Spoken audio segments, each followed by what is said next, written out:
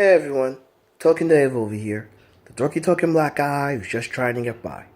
And welcome to Jack Ryan January. In March, Amazon Prime is releasing a new series called Jack Ryan. The title character is the lead protagonist in majority of the late author Tom Clancy's novels. Tom Clancy's novels were so popular that they caught the attention of Hollywood and they decided to adopt a few of the books into major motion pictures. So, for the month of January, I am going to be reviewing all of the Jack Ryan movies that have been made up until this point, starting with the first novel as well as the first adaptation, The Hunt for Red October. It is 1984. The United States and the Soviet Union are in the heat of the Cold War. Captain Marco Ramius is in command of the USSR's newest submarine called the Red October. This particular vessel has the state-of-the-art stealth technology, making it nearly invisible to be detected on radar. Captain Ramius has disobeyed his mission orders and is headed straight for the United States with both countries unaware of his intentions. However, CIA analyst Jack Ryan believes that Ramius is actually trying to defect to the United States, and he is given 3 days to find Ramius and prove if Ramius is trying to defect or start a war. Espionage movies are one of my favorite subgenre categories, and espionage films usually fall within 3 categories: action, drama, and thriller. When most think espionage, they think James Bond, which is more of the action-oriented. However, more espionage movies today are made as drama and thrillers, and one of the reasons we have this phenomenon occurring was actually paved the way by The Hunt for Red October. Director John McTiernan of Die Hard and Predator fame actually did something very difficult. If you've read this novel, Tom Clancy, well, not only just this novel, but Tom Clancy as well in general, you know that he really gives you a lot of information, like way too much information to some degree that it can be very difficult to adapt one of his novels into a movie. So the fact that anyone took on this project, any Tom Clancy direct adaptation project, I give them great kudos for.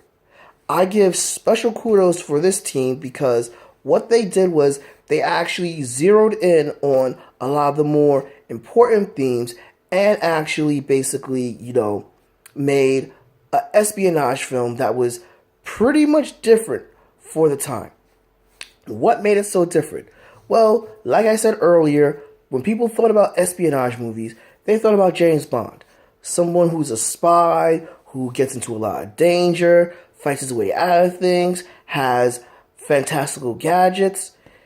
Hunt for October does not have all of the fantastical elements.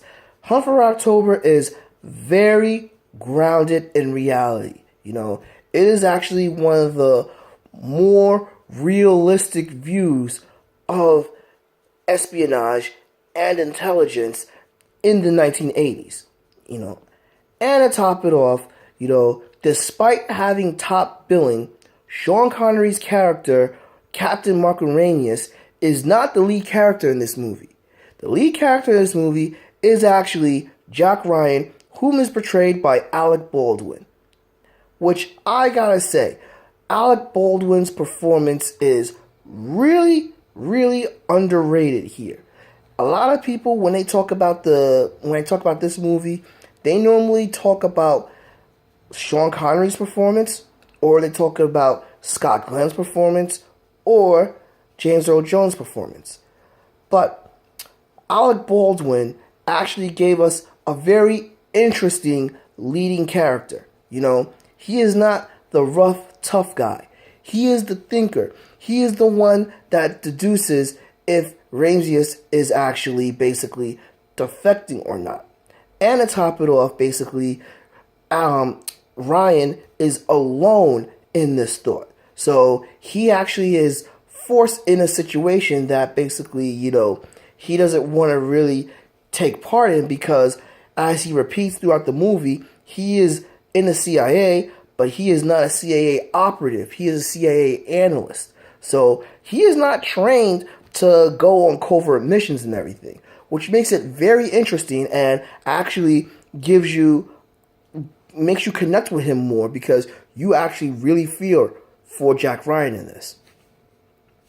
As I stated earlier, I mentioned some of the people that are in this movie, because this movie does have an amazing cast. I mentioned Sean Connery, I mentioned James Earl Jones, and I mentioned Scott Glenn, but we also have Courtney B. Vance, who some of you know for Law and Order Criminal Intent, who was a prosecutor, and another person in this movie that ended up in the Law and Order franchise is the late Senator Fred, Fred Thompson. Oh my God, I can't believe. Fred Dalton Thomas and everything. Oh my God. And while he only had short screen time, it was amazing. But I'm going too much into the characters in this review, because there's a lot more than just the characters in this review. Oh, and before I go in here, I gotta state that the awesome Tim Curry is in this movie, and someone else that really doesn't get his performance discussed in detail is Sam Neill. To be honest, Sam Neill's performance and his character is the most interesting character that I've seen in this movie. I was really engaged, and I actually felt more of a connection with Sam Neill's character. But, like I said, the cast and the characters are not the only thing good about this movie. One of the things that's great about this movie is that basically, like I said, this is an espionage film, and it leans more on the drama and the thrills. But this is also a techno thriller, because you get a lot of technical jargon in this movie, but it doesn't overwhelm you, and it is easy to follow, and it actually has you thinking, and to top it off, it has you interested in how are these characters going to resolve their conflicts or resolve this mystery. Because basically, as we progress in this movie, you hear various conflicts and various information from different sides about if Ramius is defecting or not. So it's really interesting seeing how everybody thinks things out and tries to come to their conclusion. To top it off, the models in this movie of the submarines is just amazing. I'm looking at this and I'm like, even as a 9-year-old kid, when I saw this movie, I wondered how they did such a good job showing the submarines.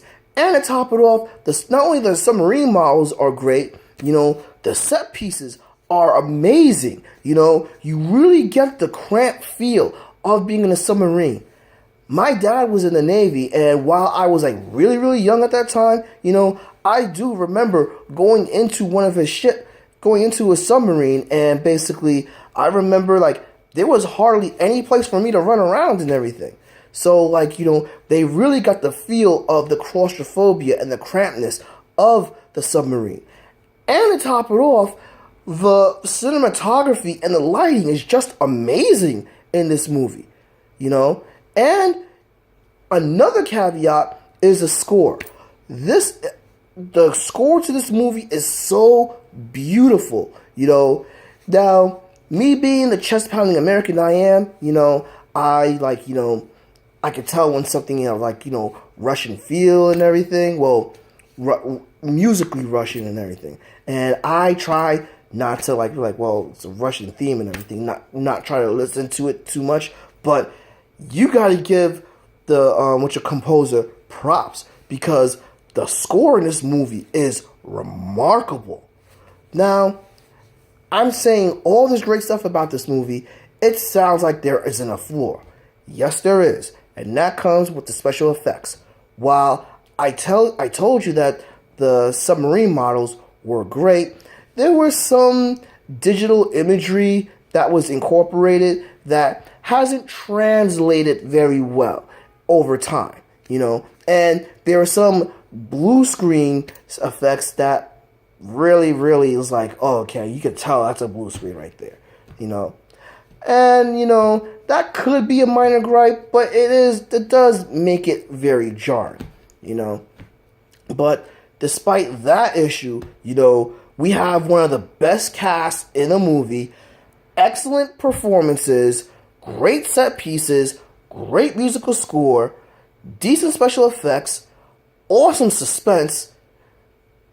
It's predictable, but The Hunt for Red October kicks ass. Oh no, sorry. The Hunt for Red October is amazeballs. Alright? Agree? Disagree? Drop me a comment below. Give me a like. Follow me on Facebook at TokenDave or on Twitter at TokenDave80. Subscribe. Ring that bell so you know when a new video loads. And spread this video out, guys. But until then, this has been Token Dave, the dorky token black guy who's just trying to get by. I'll catch you guys later.